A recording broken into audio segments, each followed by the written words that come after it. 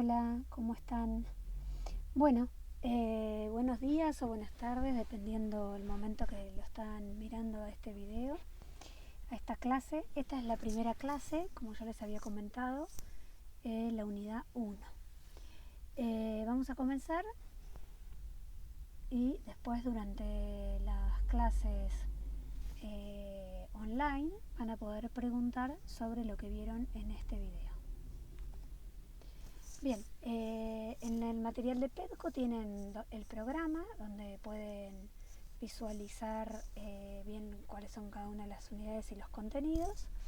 Y uno de los libros que tenemos es este que tenemos dentro de la bibliografía, es este que ustedes pueden ver acá. Bueno, hasta ahora ustedes han conocido o conocen, porque trabajan regularmente con lo que son archivos, ¿no es cierto? Ustedes manejan esta información, o sea, cuando utilizan un sistema operativo, ya sea Linux o Windows, o cualquier otro, el de celular o lo que sea, lo que están interactuando generalmente son con archivos. Crean archivos, borran archivos, los modifican, ¿no? Que el uso más común es cuando uno utiliza, pueden ser archivos de Word, Excel o de algún programa por el estilo, o pueden ser también videos, imágenes, etc. Bien, dentro de un archivo nosotros lo que tenemos es información. Y esos archivos, para poder visualizarlos, los manejan los programas. Por ejemplo, un programa, un archivo, no sé, JPG, lo voy a poder ver con algún visor de imágenes. O un MP4 lo voy a poder ver con un programa que me permite ver videos, y etcétera. Bien, justamente las características que tienen los archivos, o sea, no los vamos a criticar acá, es que uno en un archivo puede guardar gran cantidad de información. La información persiste, o sea, queda guardada en la computadora, en el disco rígido o en un disco externo, o bueno, hoy en día tienen la nube en forma permanente, o sea, uno apaga o deja de utilizar el programa de la aplicación y el archivo continúa. Bien,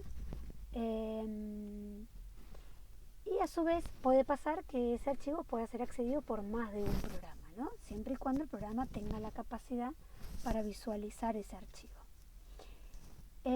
Las aplicaciones, como dice, los administradores de archivos, nosotros los usamos también todo el tiempo, son también programas o aplicaciones que nos permiten mirar los archivos, organizarlos, nos muestran la estructura de las carpetas, de cómo organizar esa información, ponerle nombre, cambiarle el nombre, ¿bien?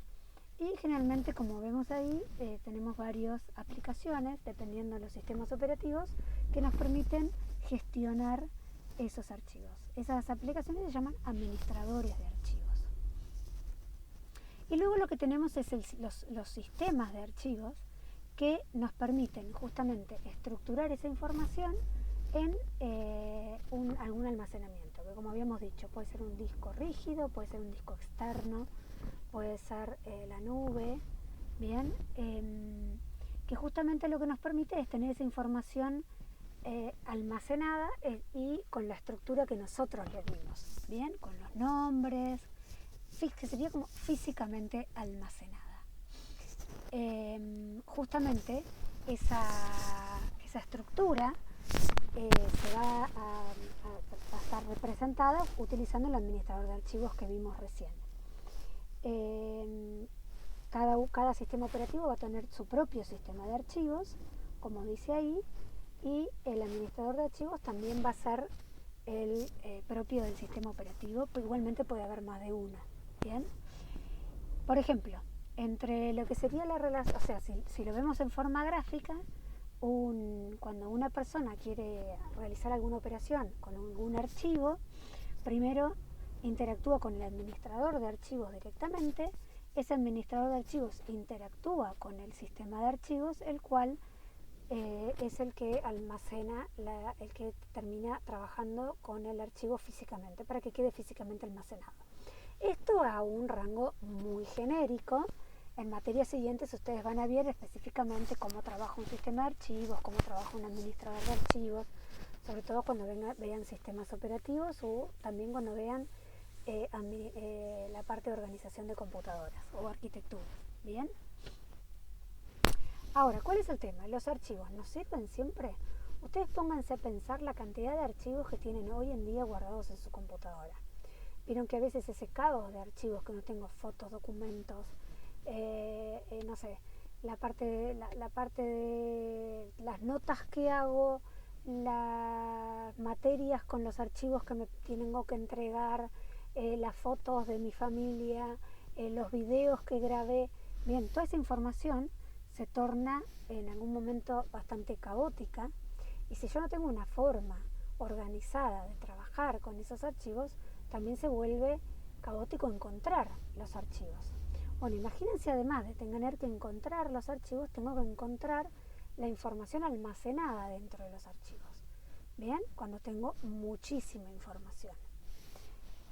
Justamente los archivos no nos permiten, o no sería el medio más sencillo para poder trabajar con grandes cantidades de información que la necesito organizada para buscarla en forma rápida.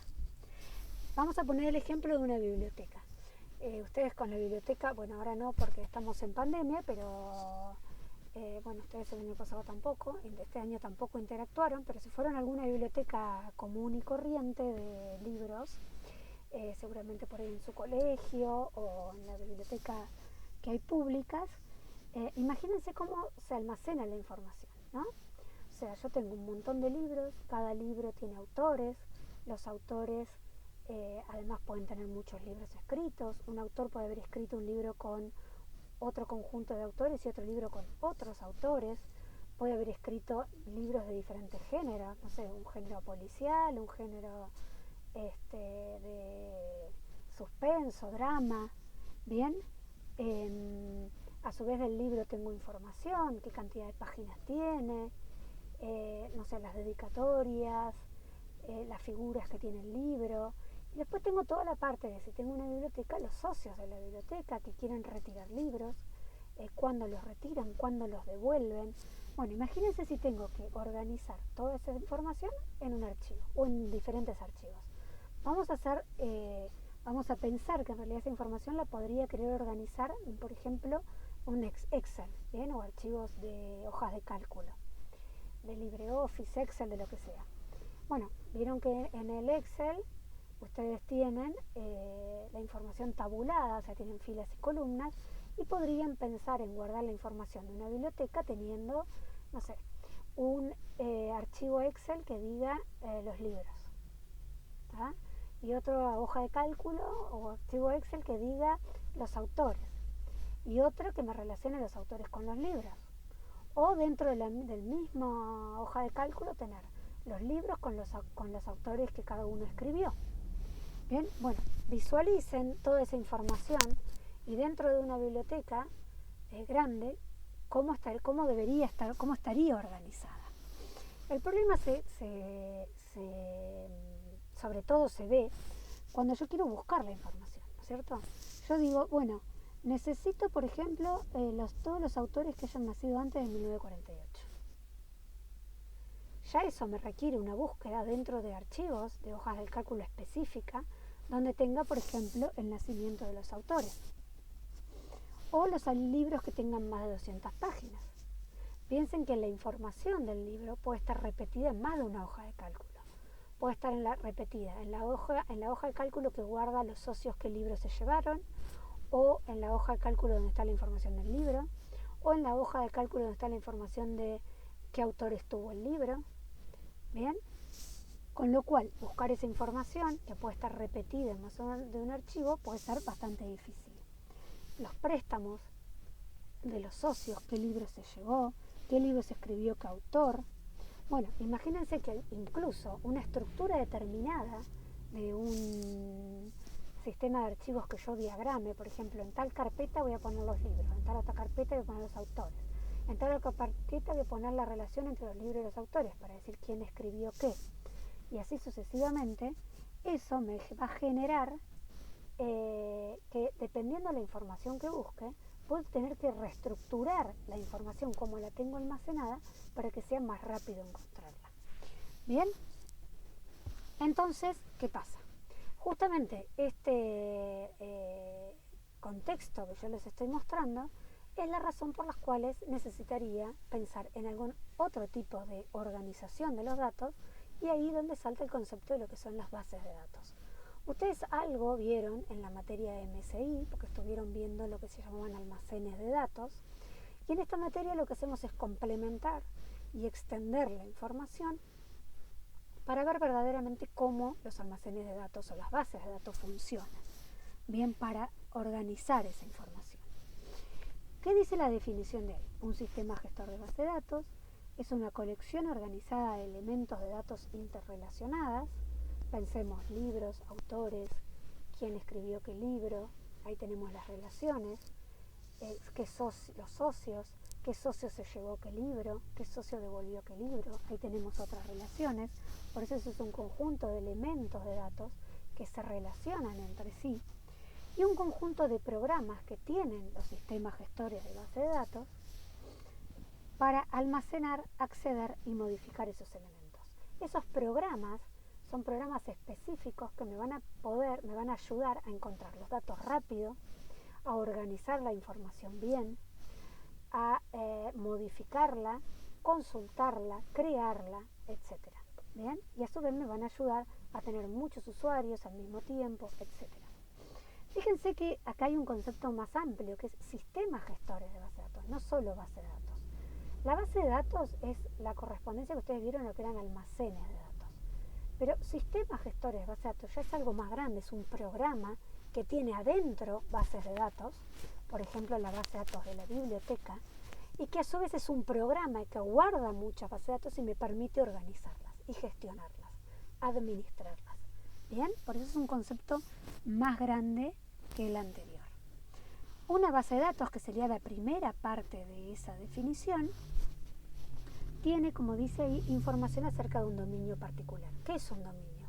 Una biblioteca es un dominio, un negocio, por ejemplo, un kiosco, una veterinaria, la NASA misma, una juguetería, el Sioux guaraní que ustedes utilizan. Todos esos son bases de datos que están contenidas dentro de sistemas gestores de base de datos que les sirven a ustedes para organizar la información, ¿bien? Para guardar las bases de datos. Bien, hay diferentes sistemas gestores de base de datos, muchísimos. Hoy en día hay cada vez más, basados en diversos paradigmas. Nosotros en esta materia, no les voy a nombrar los otros para no confundirlos, pero nosotros en materia vemos lo que son los sistemas gestores de base de datos relacionales. Más adelante en la carrera ustedes ven otros sistemas gestores de base de datos, como son los orientados a objetos, los documentales, los orientados a columnas, los orientados a documentos, etc. Hay muchísimos más.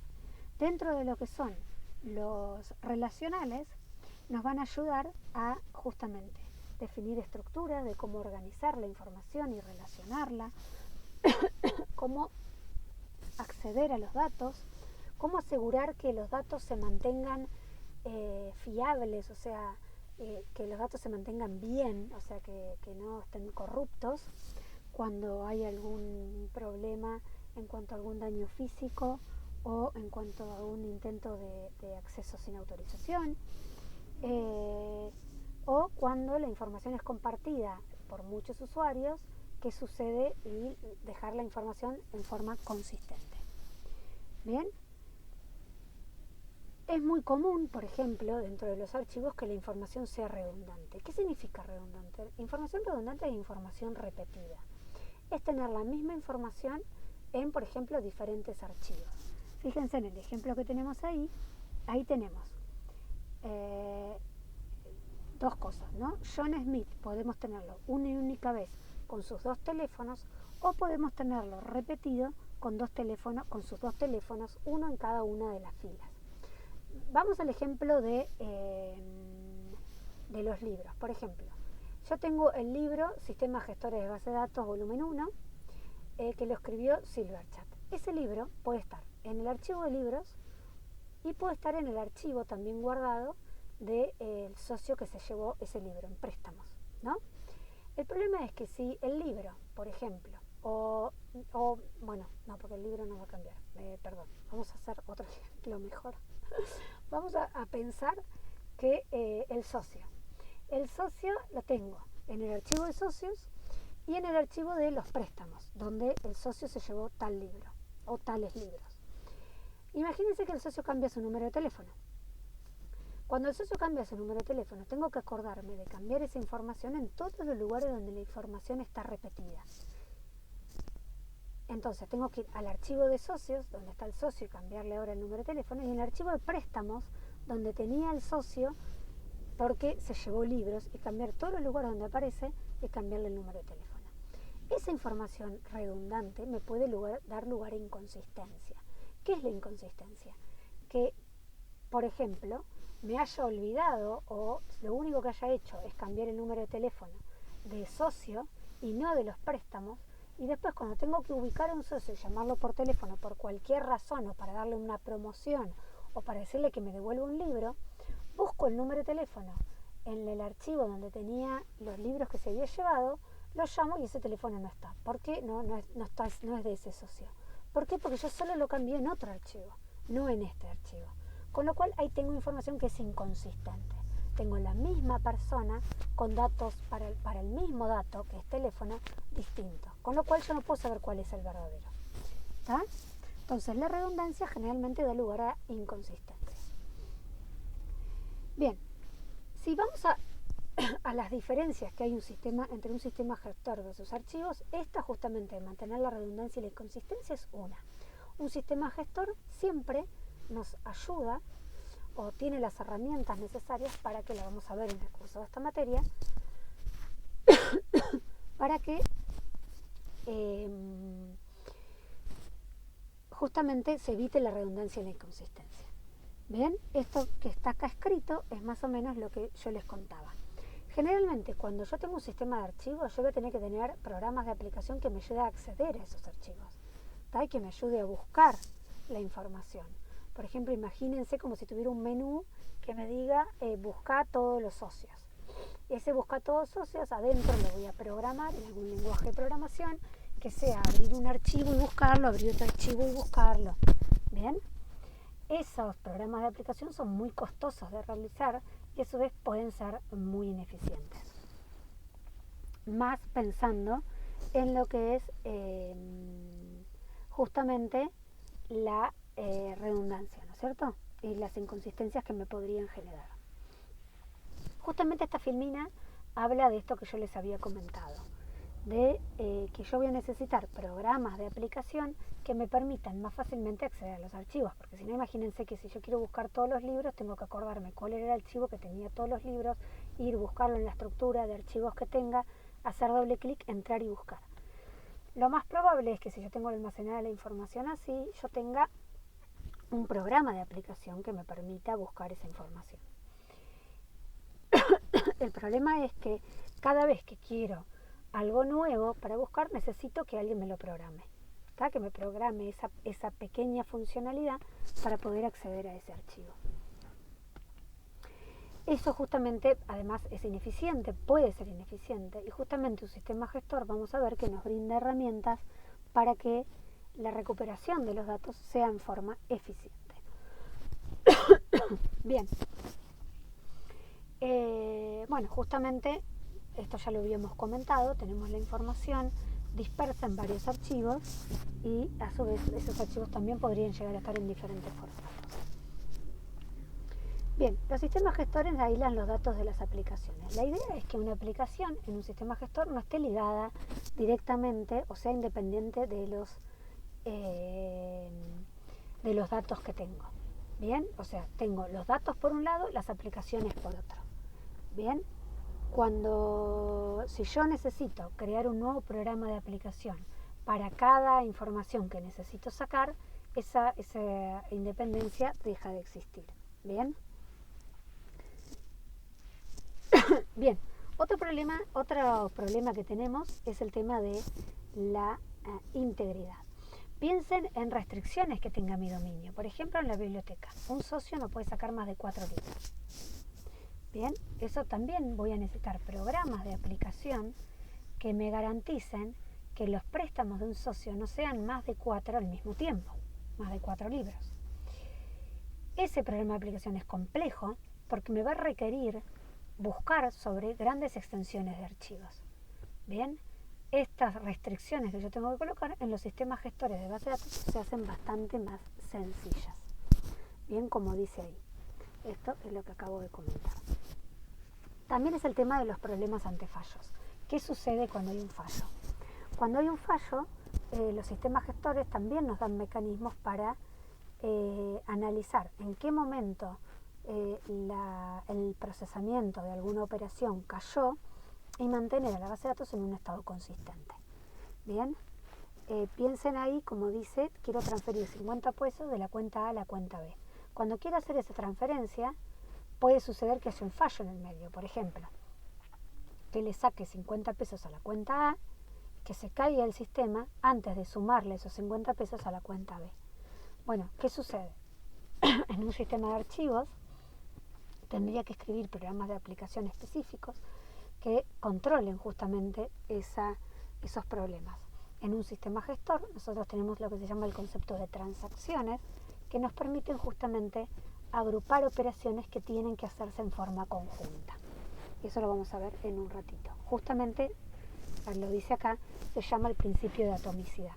El principio de atomicidad es una forma de agrupar operaciones que son atómicas, es decir, que se hacen todas las operaciones o no se hace ninguna. ¿Bien? Dentro de esas operaciones que se hacen todas o ninguna, yo tengo que definir cuáles son. Por ejemplo, en la extracción de una cuenta bancaria, para transferir de una cuenta a otra, las operaciones que deben hacerse todas juntas son: saco de la cuenta A 50 pesos, coloco a la cuenta B 50 pesos. Una vez que terminé eso, puedo decir que la transacción o la operación de transferencia se terminó. Son dos operaciones que están con el principio de atomicidad. Ambas tienen que hacerse. Un sistema gestor de base de datos con la atomicidad lo que me garantiza es que si yo dije que esas dos operaciones son atómicas, o se van a hacer todas o no se van a hacer ninguna.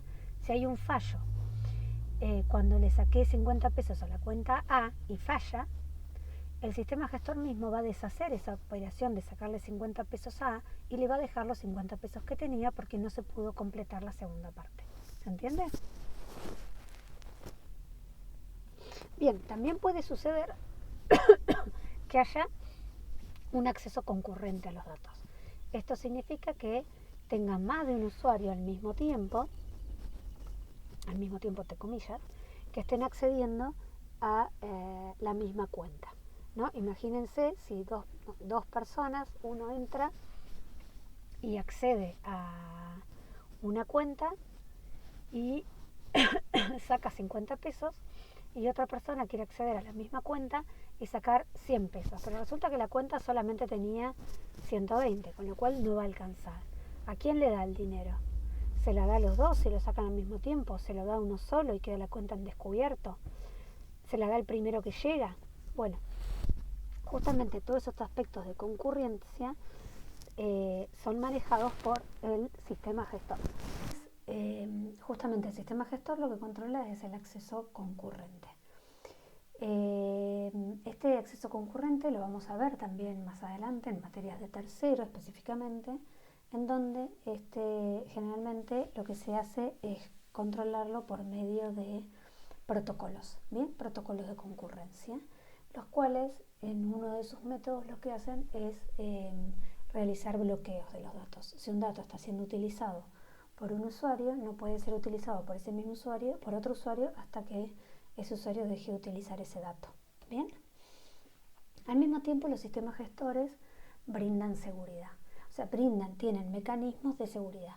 Todo esto que yo estoy contando, por ejemplo, el acceso concurrente, la atomicidad, la seguridad, son todos aspectos o cualidades que tiene un sistema gestor que conforman ese conjunto de programas. ¿Se acuerdan que un sistema gestor era una base de datos que eran elementos que se relacionaban entre sí, y eso es un conjunto de programas? Estos programas son los que están disponibles o creados en un sistema gestor para justamente garantizar la concurrencia, la atomicidad y también la seguridad. Bien, la seguridad se maneja en forma muy similar a lo que se maneja en la seguridad en un sistema operativo, solo con ciertas particularidades por lo que serían las operaciones que hago sobre las bases de datos, que en caso de no tenerlas, obviamente sería el sistema el sistema de archivos el que debería garantizarlo. Nuevamente con aplicaciones específicamente creadas que garanticen estos accesos. ¿Bien? Bien, perdón.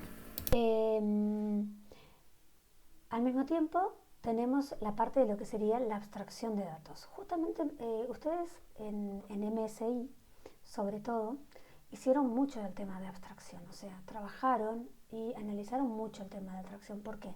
Porque cada vez que tenían que ver cuáles eran los pasos para complementar un proceso, justamente lo que hacían era abstraer de toda la información posible que existe para realizar un proceso determinado, no sé, hacer una torta o sacar un libro de la biblioteca, etcétera.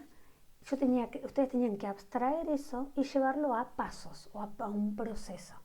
En este caso, el procedimiento es similar. Yo tengo que abstraer datos y esos datos me tienen que servir para organizar la base de datos, a organizar las entidades y las relaciones que hay entre esas entidades de una base de datos. ¿Bien? La abstracción de los datos en un sistema gestor a su vez se logra por medio de lo que son las capas que tienen o los niveles. Un sistema gestor está como construido dentro de lo que serían los niveles, donde yo tengo un nivel físico o nivel interno, un nivel conceptual o nivel lógico y un nivel externo o nivel de vistas. ¿Bien? Esos niveles lo que me permiten es que cada nivel se ocupa de sus propias cosas o funciones y no debería interferir con los demás niveles. ¿Bien? Como dice ahí, el nivel físico es el de más bajo nivel de abstracción, digamos, y es el que se encarga de, es responsable de ver cómo almacenar físicamente la información en la computadora, con punteros, con estructuras, etc. El nivel lógico, que es el nivel en donde trabajamos tanto en esta materia como en las materias de tercero de base de datos, es el nivel que se encarga de permitirnos diagramar las entidades y las relaciones que hay entre esas entidades, o los datos y las relaciones que hay entre esos datos dentro de un dominio en particular. Y el nivel de vistas, en cambio, es el que tiene un mayor nivel de abstracción, es el que ve el usuario, un usuario común. Ahora vamos a ver los diferentes tipos de usuarios que existen. Sería un usuario común que no sabe específicamente cómo está organizada la información en el nivel lógico, pero sí quiere ver la información de una determinada manera. Bien, como dice ahí, el nivel de vistas en realidad no permite abstraer a un usuario de la realidad de cómo están organizados los datos. Un ejemplo muy sencillo sobre el nivel de vistas es, por ejemplo, la edad de una persona. Alguien me puede decir, mira, yo quiero que tu base de datos me muestre la edad de los socios que piden libros prestados. Sin embargo, que me diga que quiere la edad, que un cliente mío me diga que quiere la edad, eso no significa que a nivel lógico esté guardada la edad. ¿Bien? Guardar la edad trae sus complicaciones, como por ejemplo que cumplimos años, lamentablemente, todos los años, con lo cual una edad guardada en la base de datos no va a ser la misma al año siguiente.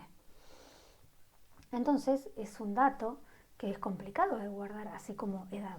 ¿Bien? Generalmente lo que se guarda es una fecha de nacimiento. Esta fecha de nacimiento está en el nivel lógico, pero el usuario siempre ve la edad de la persona, porque esa edad en realidad se calcula, se busca en el nivel lógico, se busca la fecha de nacimiento y con la fecha de nacimiento se calcula la edad. Para un usuario está almacenada la edad, no sabe específicamente que lo que tiene almacenado atrás es una fecha de nacimiento.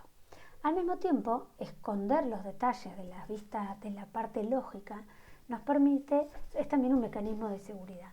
Porque yo puedo crear, por ejemplo, un usuario determinado solo va a poder ver información de los préstamos de la biblioteca, pero no va a poder ver la información de cuánto cobran los empleados de la biblioteca, ¿bien? Porque esa información la tiene el Departamento de Recursos Humanos.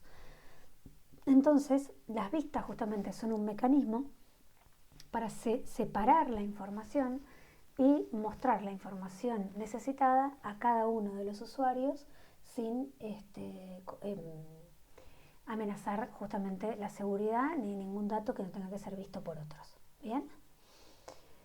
Bueno, el nivel lógico es lo que les comentaba. En el nivel lógico tenemos la información tal cual la diagramamos nosotros, y justamente en esta materia trabajamos la gran mayoría sobre el nivel lógico. Bien, nosotros vamos a crear modelos de datos que están construidos sobre estos niveles. Acá sí está guardada la fecha de nacimiento. Bien, porque es realmente como tengo que guardar la información. El nivel físico, en cambio, es el nivel que me guarda, como dice ahí, las estructuras de datos de bajo nivel y me determina la forma en que se acceden a esos datos. Bien, justamente el nivel físico se ve bastante abstraído en una base de datos, porque nosotros generalmente, como administradores de bases de datos, que ahora vamos a ver lo que son, trabajamos siempre sobre el nivel lógico. Bien, ahora también tenemos el término de independencia, que es la independencia física y la independencia lógica de los datos. Bueno, la independencia física es justamente la independencia, valga la redundancia, que hay entre el nivel físico y los demás niveles, los niveles de arriba, que sería el lógico y de aplicación. ¿Eso qué significa? Que un cambio dentro del nivel físico no debería afectar a cosas del nivel lógico y del nivel de aplicación o del nivel de vistas. Por ejemplo, agregar un nuevo algoritmo de optimización o cambiar un tipo de dato determinado físicamente, ¿no? De representación de un tipo de dato determinado, no debería afectar a los otros niveles.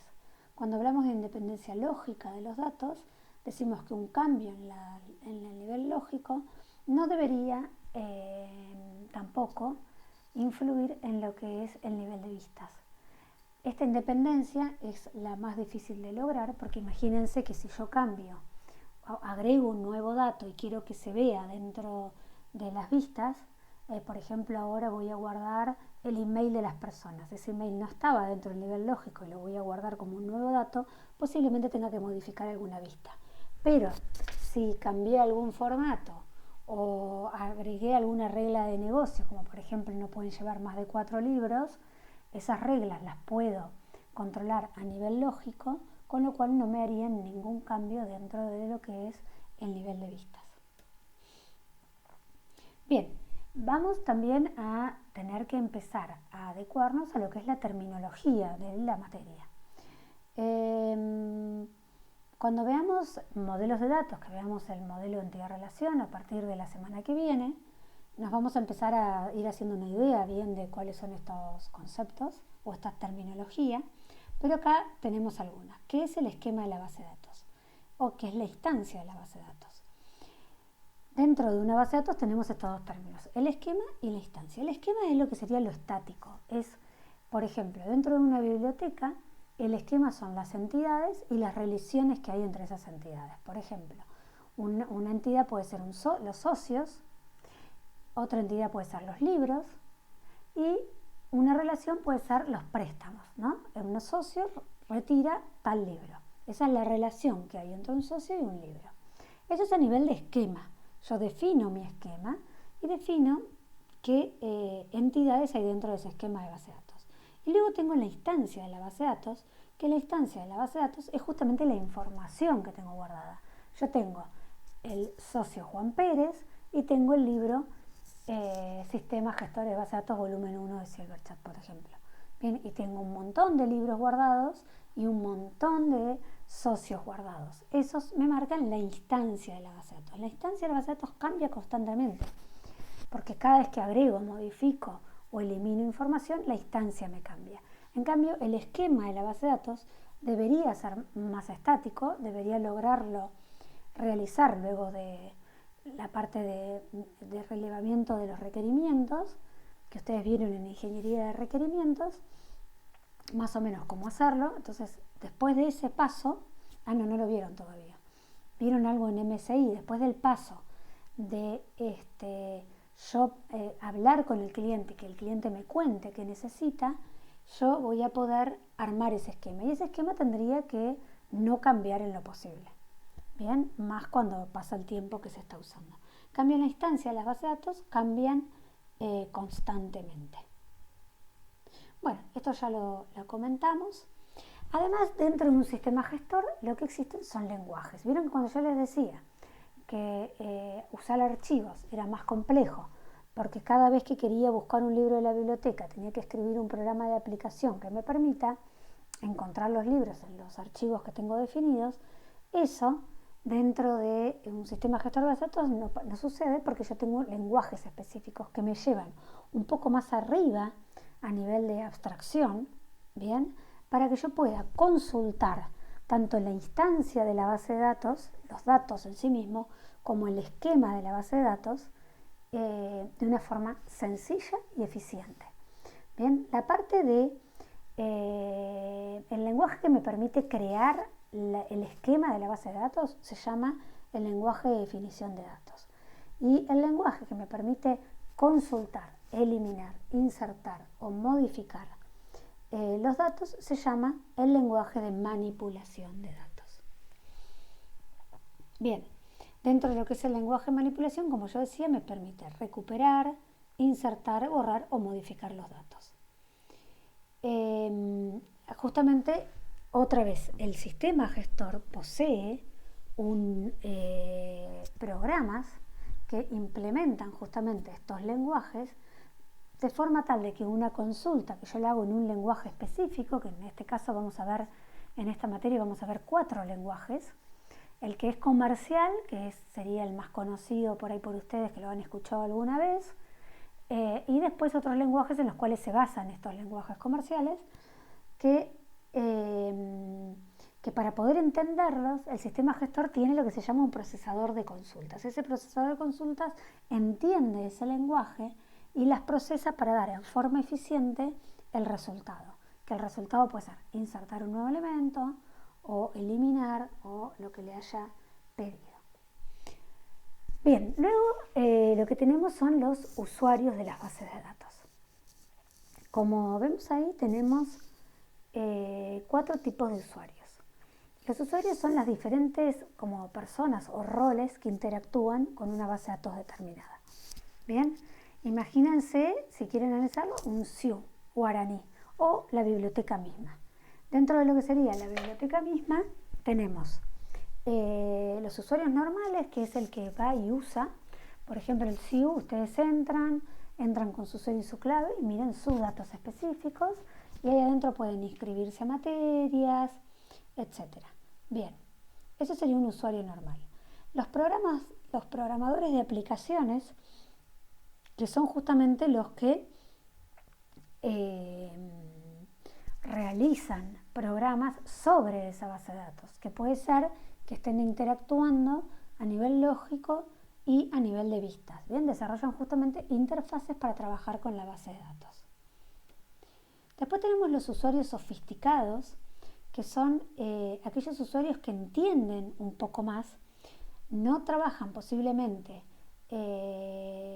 sobre el lenguaje de consulta puro, pero pueden trabajar sobre un lenguaje lo más similar al lenguaje de consulta que me da un sistema gestor de base de datos. Bien, y entienden, digamos, bastante más de lo que sería un sistema gestor o una base de datos. Y los usuarios sofisticados ya son aquellos usuarios que, especializados, quiero decir, sofisticados son aquellos usuarios que entienden el lenguaje de consulta y a su vez pueden también hacer aplicaciones que no están estipuladas dentro del programa que tengo. Por ejemplo, algún usuario que quiera sobre el SIU guaraní hacer aplicaciones que les permitan o hacer cierta funcionalidad que permite sacar estadísticas de, no sé, niveles de deserción, niveles de aprobación de los estudiantes de esta materia, por ejemplo. ¿Bien? Bueno, y después tenemos los administradores de base de datos. Para nosotros este es el rol principal porque justamente es el rol que del cual nosotros vamos a hacer. O sea, en esta materia nosotros lo que aprendemos es a ser administradores de base de datos, tanto en esta materia como en las materias que siguen de base de datos.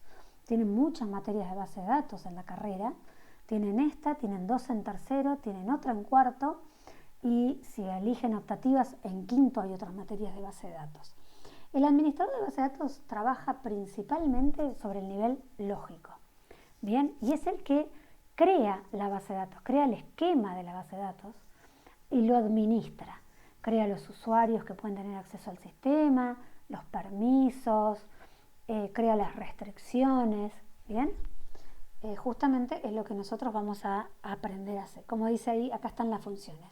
Le define el esquema, define la estructura y la forma de acceder, hace la modificación del esquema y define la organización física, si es posible, determina qué autorización tienen el acceso que tienen los diferentes usuarios con respecto a la seguridad, hace el mantenimiento, esto es muy importante, hace copias de seguridad, se asegura de que esas copias de seguridad existan, de que haya espacio libre para trabajar, de que las transacciones tarden un tiempo adecuado, ¿bien? Si hay que realizar tareas de optimización, también es el encargado de realizarlas. ¿Bien? Esos serían los usuarios de la base de datos. Bueno, por último, tenemos algo muy importante que son las propiedades. Estas propiedades las vemos muchísimo en todas las materias porque justamente son la base de un sistema gestor de base de datos relacional. Son las propiedades que se llaman ACID, por atomicidad, consistencia, aislación y durabilidad. Bien, la atomicidad habíamos charlado un poco, que era justamente juntar operaciones que habíamos dicho que se tenían que hacer todas o ninguna. Bien, por ejemplo, en una transacción, en una transferencia bancaria, habíamos dicho que para que se transfiera dinero de una cuenta a otra, teníamos que armar una transacción que sea atómica y que tenga adentro la operación de sacar dinero de la cuenta A, restarle dinero a la cuenta A y sumarle el dinero a la cuenta B. Esa transacción o esa operación tenía que hacerse toda conjunta y o se hacen las dos operaciones o no se hacen ninguna. Bien, eso es lo que es el principio de atomicidad. Yo como administrador de base de datos soy el que tengo que determinar qué operaciones tienen que ser atómicas o qué conjunto de operaciones tienen que ser atómicas. Una vez que las determino como atómicas, el sistema gestor va a lograr que eso sea atómica. O las va a hacer todas esas operaciones juntas o no va a hacer ninguna. ¿Bien? Después tenemos la consistencia. La consistencia es un concepto bastante más complejo de explicar porque involucra bastantes cosas. Es hacer todo lo posible que la base de datos esté en un estado consistente. Por ejemplo, si dos operaciones, como la operación de transferir o la transacción de transferir dinero, que tenía dos operaciones, sacar dinero de la cuenta A y ponerlo en la cuenta B, no es atómica, va a dejar a la base de datos en un estado inconsistente. ¿Por qué? Porque puede restarle 50 pesos a la cuenta A y no sumárselos a la cuenta B. Bien, eso es una inconsistencia. Es dejar a la base de datos en un estado que no debería haber quedado. Bien.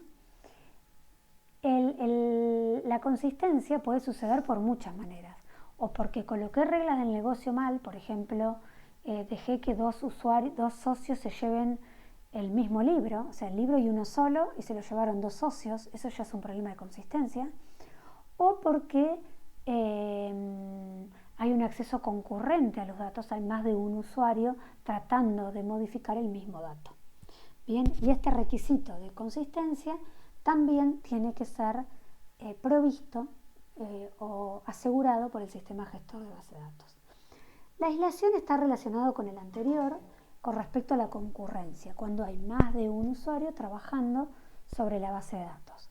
Bien, la aislación se refiere a que si hay más de un usuario trabajando sobre el mismo dato, lo que hace el usuario tiene que ser independiente de lo que hace otro usuario. Bien, eso quiere decir que, por eso se llama aislación, es aislación de las transacciones. Si hay un usuario que está realizando una operación y hay otro que está realizando otra operación, sea sobre el mismo dato, sobre otro dato, esas operaciones de esos usuarios tienen que ser indistintas, porque en realidad no tienen ninguna conexión.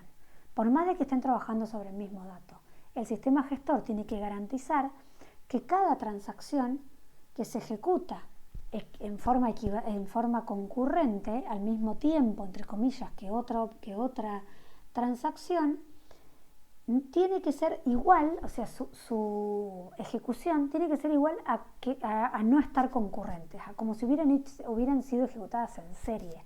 En serie significa una después de la otra. Bien, entonces el sistema gestor tiene un montón de mecanismos para asegurar la aislación, que no los vemos en esta materia, los vemos más adelante.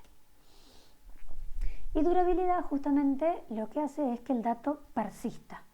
Bien, que una vez que yo quise almacenar una información o eliminar una información o modificar esa información, eso que quise hacer realmente quede guardado en el sistema. Si la eliminé no esté más, si la guardé esté, si la modifiqué esté. ¿Se entiende? Ese es el principio de durabilidad. Bien, yo un poquito hablé de lo que es transacciones. Dentro de lo que es una transacción, seguramente ahora que voy a dar la definición la van a terminar de entender, en realidad es un conjunto de operaciones. Una transacción es transferir cuenta de un dinero a otro. Así se llama la transacción, pero esa transacción tiene más de una operación. Tiene sacar dinero de la cuenta de A, restarle y sumarle el dinero a la cuenta B. ¿Bien? Justamente cada transacción tiene que cumplir, o sea, un sistema gestor lo que hace es hacer cumplir las propiedades ACID, las que acabo de nombrar, a cada una de las transacciones. O sea, cada transacción que ingresa dentro de un sistema gestor cumple con las propiedades ACID. ¿Bien? Y eso es lo que me va a garantizar el sistema gestor. Puede suceder, obviamente, que haya algún tipo de inconsistencia, pero obviamente puede suceder que esa inconsistencia sea temporal. ¿Qué significa? Que el sistema gestor luego se encargue de solucionarla. Por ejemplo, cuando hay un fallo. Hay un fallo en el medio de que le resté los 50 pesos a la cuenta A y todavía no se los di a la cuenta B. En ese transcurso de que sucedió un fallo ahí en el medio, no sé, se cortó la luz, se rompió el disco, cuando vuelve a reiniciarse la base de datos, el sistema gestor tiene que volver a la base de datos a un estado justamente consistente. ¿Bien? Porque eso estaba dentro de una transacción.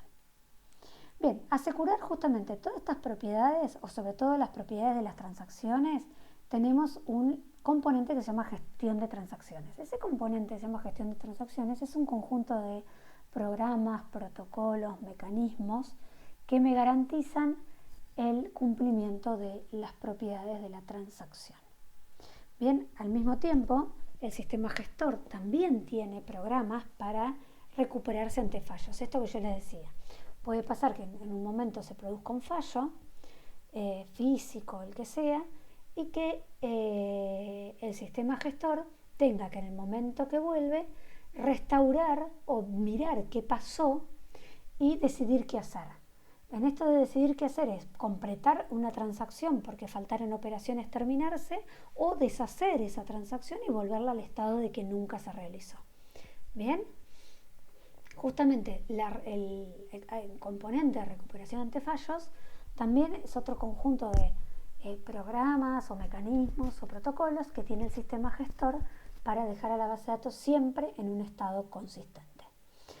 El gestor de control de concurrencia habíamos nombrado un poco, es el que se encarga de que la ejecución concurrente sea consistente y a su vez en este caso se cumple el principio de aislación. Bien, que cada transacción se ejecute como si estuviera sola, pero en realidad es un conjunto de protocolos que me determinan de qué forma se pueden entrelazar transacciones de diferentes usuarios de forma tal de que la ejecución concurrente sea consistente. ¿Bien? Bien, también dentro de un sistema gestor de base de datos tenemos el gestor de almacenamiento que me garantiza la durabilidad y el procesador de consultas que justamente es el que lo que hace es analizar la consulta, optimizarla, realizarla sobre los datos de la base de datos y devolverle la respuesta al usuario. Bien. Bueno, justamente este procesador de consulta tiene que ser eficiente y hay toda un área de optimización de consultas, el cual también guarda estos mecanismos que tiene un sistema gestor para que las consultas se trabajen en forma eficiente. Bien. Bueno, el gestor de almacenamiento ya lo habíamos nombrado. Justamente es el que se encarga de cómo almacenar los datos a bajo nivel en el sistema de archivos. Bueno, los componentes, como dice, del gestor de almacenamiento tienen un gestor de autorización e integridad que comprueba justamente que las restricciones que estaban marcadas se cumplan, el gestor de transacciones, el gestor de archivos y el gestor de la memoria intermedia, que es la memoria que se guarda para hacerlo más eficiente, ¿no? Antes de guardarlo en disco, yo voy a tener una memoria intermedia en donde se van guardando los datos que quiero modificar hasta que en un momento se decide a disco, porque justamente los accesos a disco es lo que mayor tiempo se gasta. Entonces se trata de optimizar justamente esto. Bueno, el gestor de almacenamiento a su vez tiene algo muy importante, que son los diccionarios de datos. El diccionario de datos de una base de datos es justamente el lugar donde se guarda toda la información de qué tiene esa base de datos. O sea, no guarda el esquema y no guarda los datos, sino que guarda la información sobre los datos. Por ejemplo, si yo tengo una entidad que se llama persona dentro del esquema, me va a guardar qué datos tiene persona, de qué tipo de datos son, cuál es la clave, que después vamos a ver qué significa, cuál es la clave primaria, cómo está organizado, cómo está almacenada, ¿bien? Es la que guarda absolutamente toda la información del esquema de la base de datos, es como los metadatos, ¿bien? Los datos sobre el dato sobre los datos. Y luego también tenemos estructuras de índices, que también lo van a ver más adelante, que son mecanismos como el índice de un libro, ¿no? Son mecanismos que yo puedo utilizar para encontrar la información más rápida. Imagínense en un índice alfabético de un libro donde yo quiero encontrar, por ejemplo, transacciones. Busco, en vez de buscar desde el inicio del libro hasta que encuentre el capítulo de transacciones, me voy al índice alfabético, busco la T, transacciones y la encuentro. Bueno, justamente el índice son estructuras que me permiten simular eso. Hay varias estructuras que también vamos a ver después. Bien, todo esto que ven acá es todo lo que yo les comenté. Todo esto es como la estructura que tiene un sistema gestor son como los programas. Vieron que yo decía, dentro de un sistema gestor tenemos la base de datos, que son los datos con sus relaciones, y los programas. Todos esos programas es todo lo que tenemos acá, donde tenemos el gestor de almacenamiento, el gestor de transacciones, el gestor de archivos, el gestor de memoria interna, el procesador de consulta. Bien, todos interactúan, bien que no es una estructura sencilla, sino que es un gran programa que posee todo esto, toda esta información, todos estos componentes. Bueno, si quieren pueden mirar estos videos que están acá y ya después van a poder trabajar sobre el práctico número 1, bien, que son preguntas más bien teóricas sobre el video que yo les acabo de mostrar.